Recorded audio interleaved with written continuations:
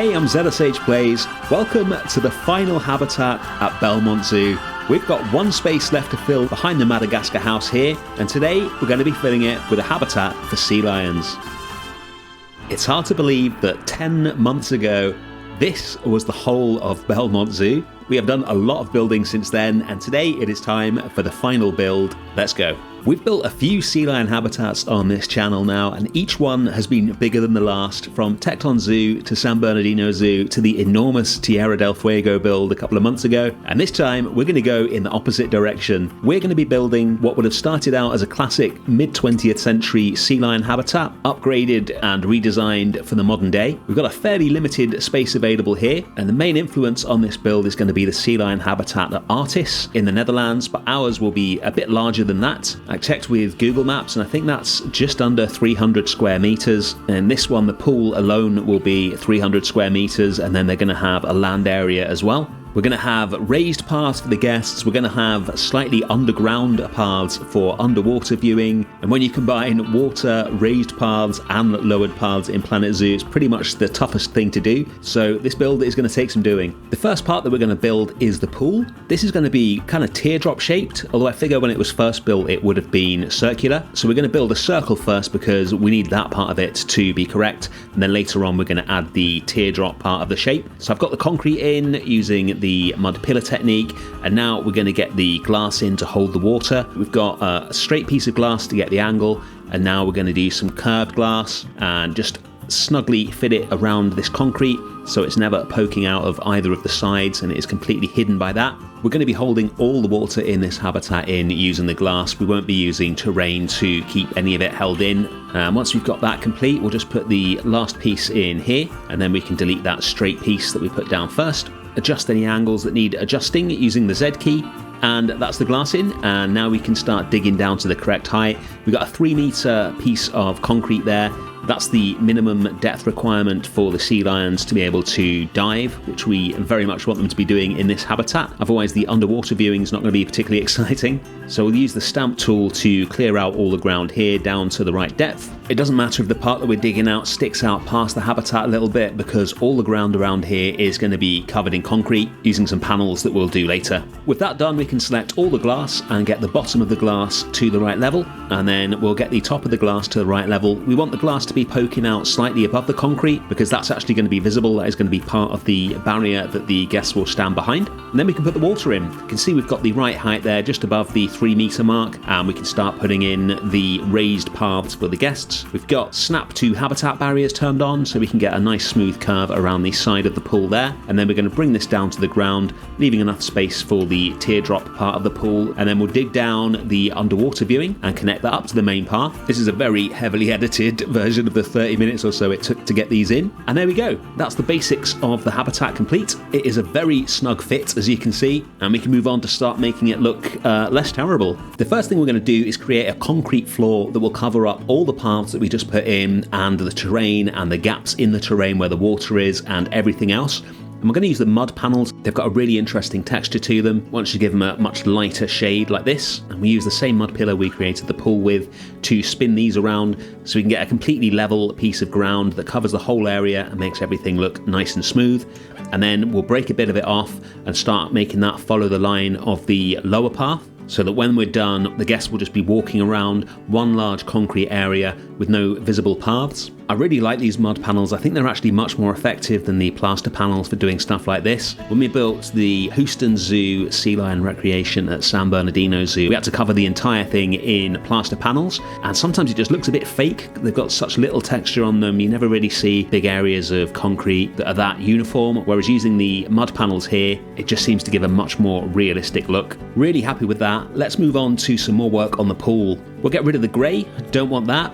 And then we'll clear away some of the concrete to open up the underwater viewing windows. And then we're going to bring this glass at this end down so that we can start putting in a second load of glass along here, which will create the land part of the habitat. So the water will just be in front of this new wall, and then it will be land from there onwards. Again, we'll make this one even lower so it's at the exact level of the water, so we can just fill in behind that with a mixture of terrain and some more concrete or mud panels to be more precise. We need some actual terrain in here so we can get the keeper gate in. That was a whole load of fun, but not very interesting to watch, so I've skipped straight to me actually placing the gate. There you go. And then we're going to put in the teardrop shape part of the pool just to make it a bit more visually interesting and give the sea lions some more space. And once we've got the last new piece of glass in, we can start adjusting the concrete that was a circle before to exactly match up with the new bits of glass. This is going to run down next to this path here, so we get a smooth curve and a smooth incline up to the guest viewing area. You can see how long this takes to do. This is why we created the circle at the beginning, because we can automatically get everything in the right place then, and it's only this bit here that we have to do manually. We'll join these up to the underwater viewing part, and then we can move on to the rock work. Most of the sea lion habitats that I've seen use huge amounts of fake rock to simulate the coastal environment that the sea lions live in, and quite a popular motif that I've seen is to have diagonal lines through the rocks, like they've been stacked diagonally. Not sure where that comes from, to be honest, but it's something I see a lot, so I thought we'd replicate that here with a mixture of the faux rocks and some of the natural rocks, which are small enough to get that diagonal look. We'll get a waterfall in and then another one below it to join it up to the water, and then we'll cover it with variations of the rock work that we just made till we're happy with the look of it and we get something that looks like this. Before we move on to the rest of the habitat, we're going to take a quick trip to the Explorers Plaza. And the reason for that is to let you know that if you want to see your name on the Explorers Club fountain, then you have until Friday the 8th of August to become a channel member. And I will add you on here in time for the grand tour of Bellemont Zoo and, of course, the workshop download. And a big thank you, as always, to those of you who've already joined. Back to the habitat, we're going to finish off the rock work with a mixture of the diagonal rocks we just made, a few of the pointed rocks from the lion habitat, and some new rocks just to join everything up and make it all look like one solid piece of rock work and a beautiful backdrop to the habitat. Next up, we're going to start creating the land portion of the habitat. We can basically ignore the actual terrain that we've got in here. That was only there so that the habitat gate would work. What we're going to do is create the exact shape of the kind of coastline that we want using plaster bricks. And we'll bring this along the front of the habitat, creating some nice curves with those. And once we've filled it all in, we can start copying them, and the land itself will be just made from plaster bricks and more mud panels rather than any of the actual terrain that you see there. Once we've got this first one joined up with the waterfall that we just built, then we can take it and start copying it behind itself until it meets up with the land. And then we will cover the land in the mud panels. We'll end up with a kind of natural but also fake looking land, which is exactly what we want for this habitat. I was surprised that not that many of you guessed sea lions would be the final animals in this zoo. I've said before that I think to be a great zoo you kind of need sea lions. They're such an archetypal zoo animal and such an amazing animal to watch. When I think of the best zoos that I've been to, Schönbrunn, Prague, Leipzig, Artis, Singapore, they all had sea lions, although to be fair, neither Chester or London hold them these days, so I guess you don't have to have them to be a great zoo, but I think it certainly helps, and these have been planned to be in Bellemont Zoo since day one. We've had them in all the major zoos on this channel, although I think for once the next zoo will not be having sea lions in it, although I am still finalising my plans for that, so who knows. Anyway, back to this build. We got some more plaster here which we're going to use to cover up the curve on this path, and then we're going to use two of the different brackets from the America's Animal Pack to cover up the glass divides just to make it a bit more interesting and get away from the kind of default look. And then we're going to use some of Roman's giant palms pack to bring a bit of a California feel to this area, along with some more deserty kind of plants. I've seen palms pretty much exactly like this growing at Artis in their scimitar horned oryx habitat, so you can definitely grow stuff like this in Europe. And then we'll put some more of these stacked rocks across the viewing window at the front here so that there's still a view into the habitat, but it looks a bit more interesting. If this habitat's looking a little bit monotone at the moment, don't worry, that is all going to change when we start getting the foliage in later. For now, I want this kind of orangey rock pretty much everywhere, and then we'll introduce some pops of colour to it a bit later on. We'll just get this one last piece of rock work in the right place. With that done, we could probably do with barriers on this raised path to stop our guests from falling off it, but we can't use the path barriers because they're always on both sides of the path, which will spoil the look of the habitat. We only want it on the outside of the path. So we're going to make our own, and seeing as this is the last ever episode, I thought it would be appropriate to use the first ever fences that we built for the penguins. We'll just change the colour and remove the glass and use those, and because we've temporarily got the path barriers in, we can use those as a guide for the angle that we need. and then remove them. And now we can get rid of the path barriers, and we've got a really good looking path there. Time for the foliage. So what we're going to do is use a mixture of fig trees and marula trees and have those poking through all the rock work so it looks like plants that are growing all over it. We've used the fig trees to do this before. They've got a really nice kind of pop of very vivid green, but for the majority of this we're going to be using the marula trees, which have a more European looking, slightly darker green, and they do a really good job of just bringing the whole habitat to life and adding a lot of colour and visual interest to it.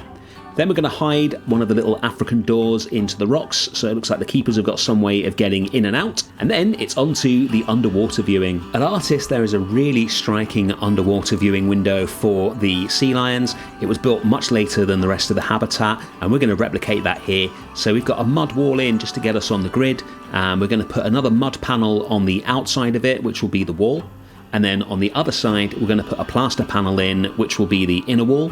And we'll do the same trick for the ceiling as well. It's going to be black on the inside. We want it to be as dark as possible in here. So once we've got a light coloured outer wall and a black inner wall, we'll create a light coloured ceiling and a black roof as well. Just using these same pieces but rotating them.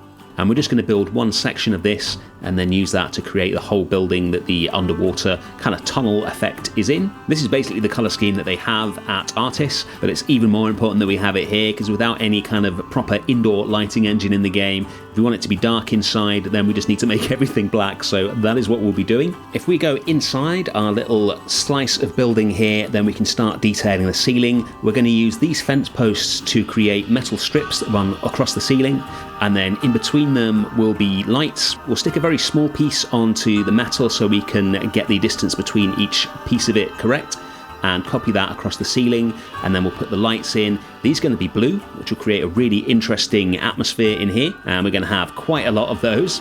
Bizarrely, as I was researching this habitat, I'd always intended to use Artis as the inspiration. I discovered that Artis have just removed all the sea lions from their zoo because their habitat was no longer deemed sufficient, so their sea lions have now gone to Singapore Zoo. Luckily, our habitat is larger than theirs, so hopefully our sea lions will be perfectly happy. We've got one of the slices of the building done now, so we just need to copy that and rotate this around the wall here. We'll make each piece follow the line of that curve in the habitat you can see there until we've got the whole thing covered. We can get it nice and dark in there and get really good viewing into the sea lions. You can see it's starting to take shape there. We'll put a rock arch over the front of it along with a few other rocks to tie it in nicely with the rest of the habitat.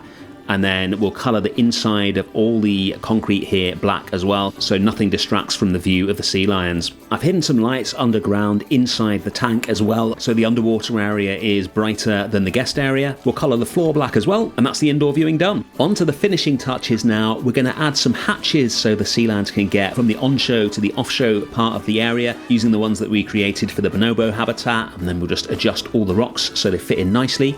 And then we'll move on and put a bio roof onto the underwater viewing area so we can get some more plants up there and introduce a few new colours into the scenery. We'll just cover the whole thing in mulch and then put some plants down. There we go. And then we're going to make some differing depths for the tank using some more of the curves that we created earlier so that there's different levels of water that the sea lions can swim in. That's important for their enrichment. I'm guessing because it replicates their natural environment where they live on seashores, so they'll go from very deep water to slightly shallower water and then on the kind of shelf of sand or rocks leading up to the beach. So this is all just copying the same plaster curve down until it reaches the bottom. And then we're going to add in a little island, just using a couple of large rocks and then the stacked rocks we already created. Scatter around some of our kelp columns we originally built for Tepton Zoo, and that is the final habitat complete. Let's check it out. The habitat begins with our final zoo banner, and this guides people in on the path past the Madagascar house. They can go left into our new sea lion habitat, right into the forest, or past the sea lion habitat and onto the lion house. Like I said, it's not the biggest sea lion habitat we've ever built, but I think there's a decent amount of space in here, and the circular construction means they can swim continuously without stopping, without bumping into any walls or anything like that. You can get a glimpse of them underwater here, but to see it properly, let's check out the underwater viewing. This is my favourite part of the habitat. I think it's really effective in here. The underwater viewing is really good. Got some of the new neon lights around the side for a bit of interest in there as well. I just think this one feels really realistic. Here's an overview of the whole habitat. And here is the final Bellemont Zoo map. Sea lions are the missing piece in the puzzle. All that remains is to put some more signage in, tidy up the paths, make a few changes here and there, and next week we will take a tour of the finished zoo. Thank you so much for watching as always. Thanks especially to those of you who've joined the Explorers Club, and I'll see you next week for the Grand Tour.